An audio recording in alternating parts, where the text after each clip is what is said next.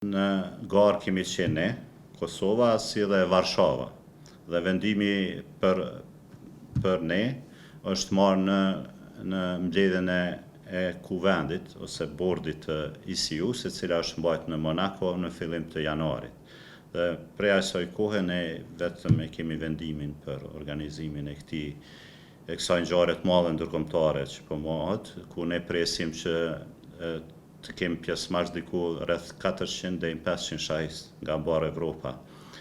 Ka fundi prillit i kemi pasur edhe Komisionin e Unionit Evropian, i cili e shqetëson hapësirat, a janë adekuate dhe i përmbushin standardet e përcaktuara sipas rregulloreve që janë në Unionin Evropian, dhe ata na kanë dhënë dritën e gjelbërt, domethënë gjitha infrastruktura e hotelit Emerat i plotson kushtet të cilat janë të parapara.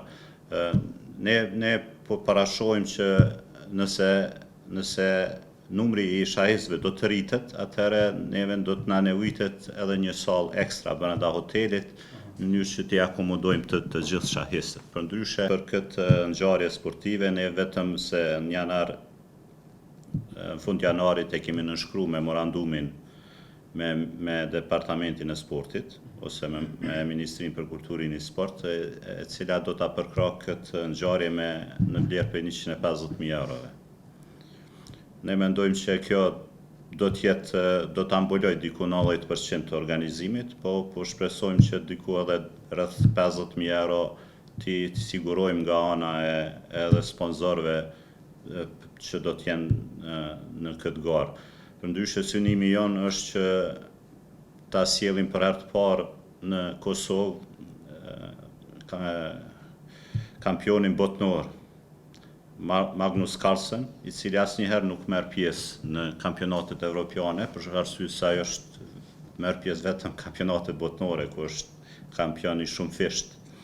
Ne kemi problemin kryesor si federatë e shohut, për arsye se nuk kemi lokacion tani, nuk kemi lokale, në mënyrë që ta zhvillojmë edhe ta rrisim edhe aktivitetin, ta rrisim edhe numrin e të punësuarve, administratën, organizime më të mëdha, sepse për organizime të tilla na vjen staf më i madh që i përkrah këto organizime të tilla. Shoh ka shumë përparësi, domethënë shoh e zhvillon mendjen tek fëmijët, domethënë fëmijët e rrisin përqendrimin, vendimet i marrin në mënyrë më të matur,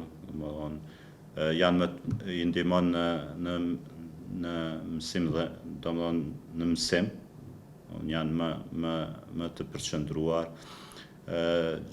Gjithashtu shohu që i ndihmon fëmijët është që socializohen më shumë, se është sport individual, luajnë bashkarisht, kështu që përveç anës që po thosh fizike, shohu është më shumë e zhvillon anën mendore. Këto janë benefitet e shahisëve.